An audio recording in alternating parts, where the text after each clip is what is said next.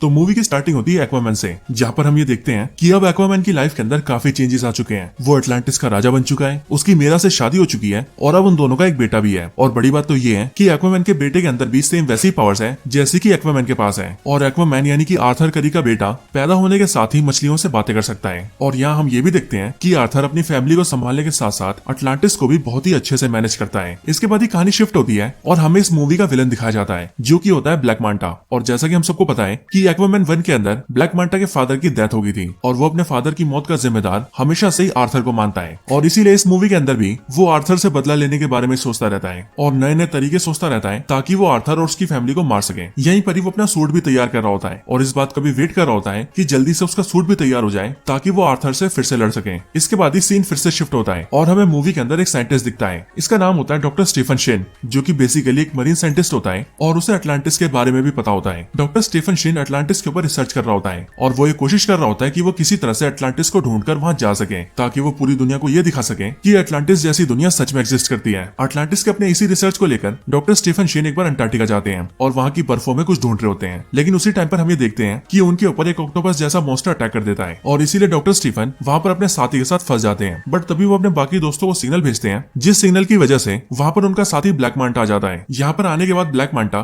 Doctor Stephen और उनके दोस्त की जान तो बचा लेता है, लेकिन वो खुद में ही वहां पर और भी रिसर्च करने लगता है, जिसके लिए वो बर्फ के और नीचे जाता है। और जब वो और डीप जाता है तब उसे वहां पर टूटा हुआ एक ब्लैक कलर का ट्राइडेंट दिखता है। ब्लैक मांटा जैसे उस ट्राइडेंट को उठाता है और उस टूटे हुए ट्राइडेंट को जोड़ता है, वैसे ही उसे उस ट्राइडेंट का असली मालिक दिखता है, जो कि होता है कॉर्डेक्स। और वो ब्लैक मांटा की मेमोरीज के अंदर उससे कहता है कि मेरे इस ट्राइडेंट को विल्ड करने के बाद तुम बहुत पावरफुल बन जाओगे और साथ ही तुम अपने दुश्मन एक्वामैन से बदला भी ले पाओगे और तुम वो सब कुछ कर पाओगे जो तुम चाहते हो। इसके बाद ही हमें ये पता लगता है कि दुनिया की सिचुएशन काफी खराब हो चुकी है। वर्ल्ड के अंदर ग्लोबल वार्मिंग बढ़ता जा रहा है, जिस वजह से आए दिन सुनामीज या फिर फ्लड्स आते रहते हैं। इस वजह से ओशन के अंदर भी काफी प्रॉब्लम्स आ रही हैं, क्योंकि इन सब चीजों की वजह से ओशियंस के बहुत सारे क्रीचर्स भी धीरे धीरे करके मरते जा रहे हैं। और इसी चीज को लेकर अटलांटिस वालों ने एक मीटिंग रखी है, जिस मीटिंग के अंदर आर्थर करीबी होता है। अटलांटिस के काउंसिल्स की मीटिंग के अंदर आर्थर ये प्रस्ताव रखता है कि उन्हें मिलकर बाहरी दुनिया वालों से बात करनी चाहिए और अपनी एडवांस टेक्नोलॉजीज को यूएन के साथ शेयर करनी चाहिए, ताकि बाहरी दुनिया भी तरक्की कर सके एंड देन वो इन सारी दिक्कतों को दूर कर सके। लेकिन एज ऑफ कोर्स अटलांटिस के काउंसिल मेंबर्स इस बात से एग्री नहीं करते और वो आर्थर को ये बोलकर मना कर देते हैं कि अपनी टेक्नोलॉजी को बाहरी दुनिया के साथ शेयर करने से सिर्फ और सिर्फ मुसीबतें बढ़ेंगी। इसके अगले सीन के अंदर हम सभी ब्लैक मांटा को देखते हैं, जिसका सूट अब पूरी तरह से तैयार हो चुका है और अब वो ये चाह रहा है कि वो किसी तरह से अटलांटिस में घुसकर वहां से ऑरी कैल्कम को चुरा ले।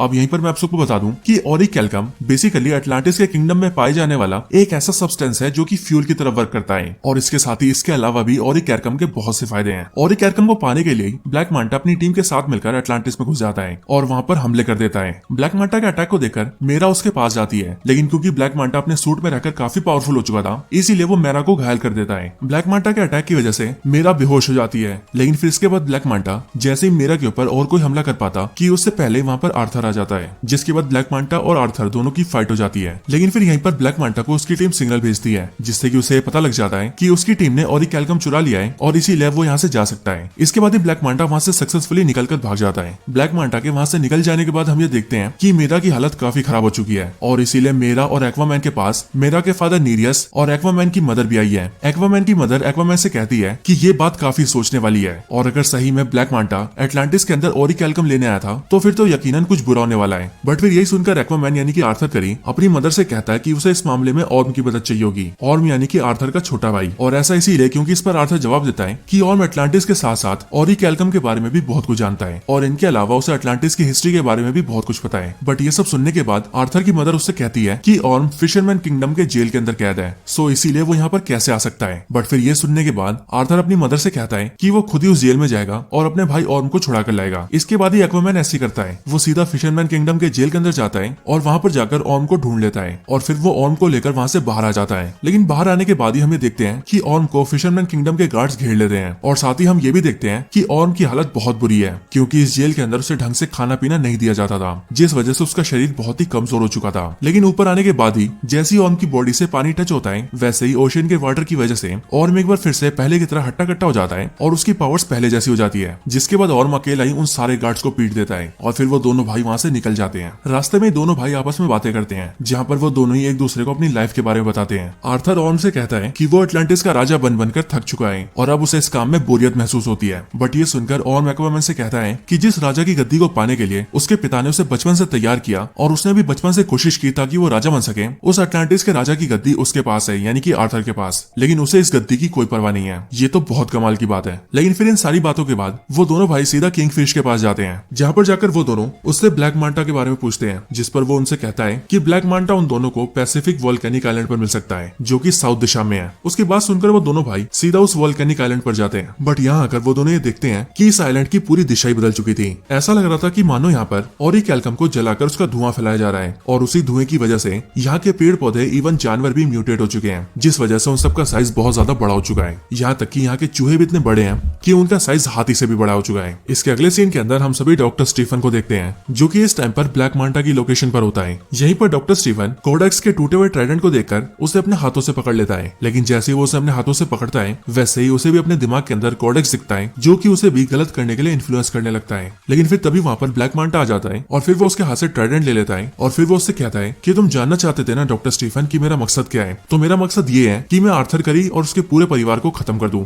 और अगर ऐसा करने के लिए मुझे किसी शैतान से डील करनी पड़े तो मैं उसके लिए भी राजी हूँ। इसके बाद ही हमें देखते हैं कि ब्लैक मांटा की इस लोकेशन को ढूंढते हुए आर्थर और ऑर्म यहाँ पर आ जाते हैं, बट यहाँ पर आते ही उनकी मुलाकात डॉक्टर स्टीफन से होती है। डॉक्टर स्टीफन ये समझ जाता है कि आर्थर और ऑर्म दोनों ही अटलांटिस से आए हैं, और इसीलिए वो दोनों को ये बता देता है कि ये ब्लैक मांटा और कैल्कमो की मदद से आर्थर करी और अटलांटिस दोनों को ही बर्बाद करना चाहता है। इसके साथ ही वो आर्थर और ऑर्म को उस ब्लैक ट्राइडेंट के बारे में भी बताता है, और उसे पकड़ने के बाद जैसी मेमोरीज दिखाई देती है उनके बारे में भी बताता है। लेकिन फिर इसी टाइम पर ब्लैक मांटा की टीम के मेंबर्स उन दोनों के ऊपर अटैक कर देते हैं, लेकिन ये दोनों भाई मिलकर उन सबका सामना कर लेते हैं। बट फिर तभी उनके सामने ब्लैक मांटा आता है, वो भी अपने प्रॉपर सूट के अंदर, और फिर वो इन दोनों से फाइट करता है। लेकिन फिर लड़ाई के दौरान ही आर्थर का भाई ऑर्म गलती से उस ब्लैक ट्राइडेंट को पकड़ लेता है, जिस वजह से उसे भी कोडेक्स की मेमोरीज आती हैं, जिस वजह से कुछ टाइम के लिए उसका लड़ाई से ध्यान हट जाता है। और फिर इसी बात का फायदा उठाकर ब्लैक मांटा ऑर्म के ऊपर अटैक कर देता है, जिससे कि ऑर्म काफी ज्यादा इंजर्ड हो जाता है। यहाँ पर ब्लैक मांटा इन दोनों के ऊपर ही काफी भारी पड़ता है, लेकिन जब ऐसा लगता है कि वो अकेला इन दोनों को मार देगा तभी अटलांटिस से वहाँ पर नीरियस आ जाता है, यानी कि आर्थर का ससुर, और वो यहाँ आकर इन दोनों की हेल्प कर देता है, और फिर वो उन दोनों को वहाँ से निकाल कर भी ले जाता है। वहाँ से निकल जाने के बाद और एक सेफ जगह पर आने के बाद हम ये देखते हैं कि वहाँ पर आर्थर, ऑर्म,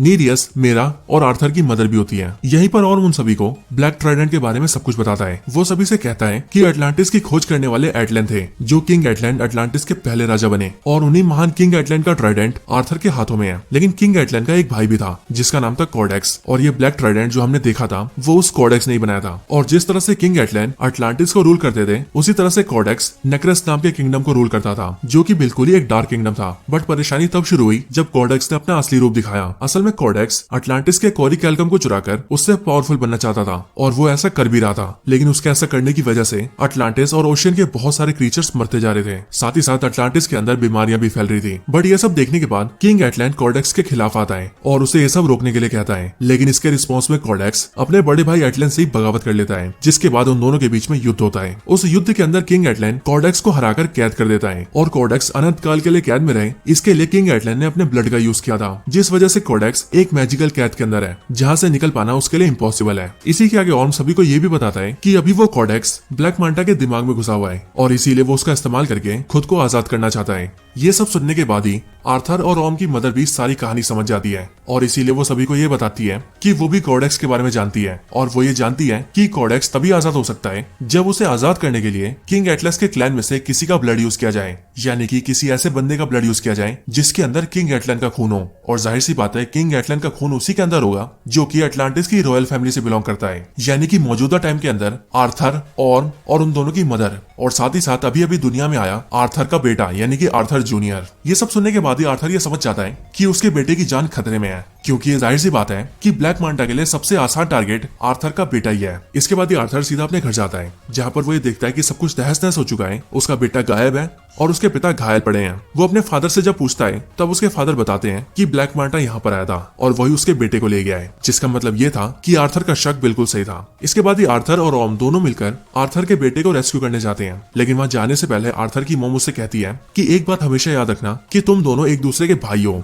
और चाहे कुछ भी हो जाए तुम्हें एक दूसरे का साथ देना ही है। इसके बाद ही आर्थर, ऑर्म और उन दोनों के साथ ही नीरियस, वो तीनों एक साथ जाते हैं और सीधा ही ब्लैक मांटा की लोकेशन पर पहुंचकर वहां पर अटैक कर देते हैं। वहां पर पहुंचते ही उनके ऊपर एक बहुत ही बड़ा मॉन्स्टर अटैक कर देता है, जिस मॉन्स्टर के आगे नीरियस फंस जाते हैं। लेकिन फिर तभी ऑर्म नीरियस की हेल्प करता है और फिर नीरियस को यह पता लग जाता है कि जिस ऑर्म को वो हमेशा ही गलत समझते थे वो एक्चुअली में एक अच्छा इंसान है। इधर अंदर हम ये देखते हैं कि ब्लैक मांटा के पास आर्थर का बेटा है, लेकिन वहीं पर डॉक्टर स्टीफन भी होता है जो कि उस बच्चे को बचाने के लिए उसे उठाकर वहां से भागने लगता है। लेकिन ब्लैक मांटा उसे देख लेता है और इसीलिए वो उसे घायल करके बच्चे को छीन लेता है। लेकिन फिर ब्लैक मांटा जैसे ही आर्थर के बेटे को मारने जा रहा होता है वैसे ही वहां पर आर्थर आ जाता है जो कि उसे लड़ाई के लिए चैलेंज करता है। इन दोनों के बीच की लड़ाई के अंदर ब्लैक मांटा आर्थर के ऊपर भारी पड़ता है और वो इसीलिए क्योंकि इस टाइम पर ब्लैक मांटा नहीं बल्कि असल में कॉर्डेक्स होता है, क्योंकि कॉर्डेक्स ब्लैक मांटा की बॉडी पर हावी हो चुका था। लेकिन इन्हीं सब का फायदा उठाकर मेरा अपने बेटे को उठाकर वहां से भागने लगती है, बट उसे वहां से जाते हुए ब्लैक मांटा देख लेता है और इसीलिए वो अपने ब्लैक ट्राइडेंट से उस पर अटैक करता है। लेकिन जैसे वो ब्लैक ट्राइडेंट मेरा को लगता कि उससे पहले ही ऑर्म उसे पकड़ लेता है और मेरा और आर्थर के बेटे को बचा लेता है। लेकिन यहीं पर हम ये भी देखते हैं कि ऑर्म के हाथों में कॉर्डेक्स के ब्लैक ट्राइडेंट के आते ही कॉर्डेक्स ऑर्म की बॉडी को टेक ओवर कर लेता है और उसके दिमाग में उसे ये सब दिखाने लगता है कि उसके भाई आर्थर ने उसके साथ बहुत गलत किया है और एक्चुअली में वो ही है जो कि अटलांटिस का राजा बनने लायक है। और फिर इसीलिए ऑर्म आर्थर पर अटैक कर देता है। लेकिन फिर आर्थर ऑर्म को रोकता है और वो उसे समझा देता है कि तुम्हें खुद पर काबू रखना होगा। और फिर इसीलिए इसी टाइम पर ऑर्म को अपनी मदर की बात याद आती है जिन्होंने उससे ये कहा था कि आर्थर उसका भाई है और चाहे कुछ भी हो जाए उन दोनों भाइयों को एक दूसरे का साथ देना है। लेकिन इन्हीं सबके बीच के अंदर कॉर्डेक्स अपने आप को धीरे धीरे करके रिवाइव करने लगता है और उसकी बॉडी के अंदर जान आने लगती है। लेकिन फिर सही टाइम पर ऑर्म उसके ब्लैक ट्राइडेंट को छोड़ देता है। लेकिन हम ये देखते हैं कि अब काफी देर हो चुकी थी क्योंकि कॉर्डेक्स खुद को जिंदा कर चुका था। कॉर्डेक्स को अपने सामने लेकर आर्थर उसके ब्लैक ट्राइडेंट से उस पर अटैक करता है, लेकिन वो अपने ब्लैक ट्राइडेंट को बड़ी आसानी से पकड़ लेता है और आर्थर के ऊपर हमला करने की कोशिश करता है। लेकिन उससे पहले ही आर्थर अपने खुद के ट्राइडेंट का यूज करके कॉर्डेक्स के ऊपर अटैक करता है, जिसके बाद आर्थर का वो ट्राइडेंट कॉर्डेक्स के ब्लैक ट्राइडेंट को तोड़ता हुआ सीधा कॉर्डेक्स को जाकर लगती है, जिससे कि कॉर्डेक्स भी खत्म हो जाता है। और कॉर्डेक्स के खत्म होते ही नेक्रस नाम की ये पूरी जगह बर्बाद हो जाती है और धीरे धीरे करके पूरी जगह टूटने लगती है। इस वजह से ब्लैक मांटा नीचे फंस जाता है, बट उसे मुसीबत में देखकर आर्थर उसकी मदद के लिए अपना हाथ बढ़ाता है कि वो उसकी मदद लेने की बजाय मरना पसंद करेगा। And that's why black Manta वहीं दबकर मर जाता है और आर्थर और उसके सारे साथी वहां से बाहर निकल जाते हैं। इसके बाद ही आर्थर ऑर्म से कहता है कि अब तुम आजाद हो क्योंकि तुम्हें अब किसी भी जेल में जाने की जरूरत नहीं पड़ेगी और हम फिशरमैन किंगडम से ये कह देंगे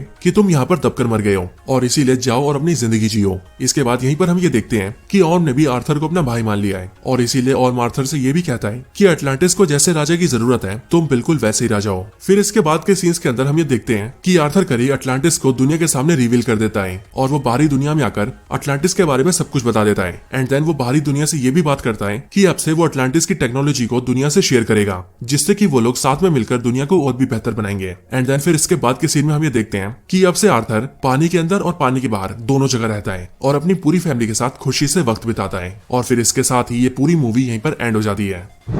तो दोस्तों यही थी video Aquaman and the lost kingdom movie की स्टोरी के ऊपर। आप सभी को मूवी की स्टोरी और हमारी एक्सप्लेनेशन वीडियो कैसी लगी मुझे कमेंट्स के अंदर जरूर बताना। वीडियो पसंद आई हो तो इसे लाइक भी करना और दोस्तों के साथ शेयर भी करना। बाकी चैनल को सब्सक्राइब नहीं किया तो अभी कभी सब्सक्राइब भी कर लेना और हाँ बेल आइकन को तो दबाई लेना। तो बस आज की इस वीडियो में इतना ही। मैं आपसे मिलता हूँ ऐसी किसी और बेहतरीन वीडियो में, तब तक के लिए गुड बाय।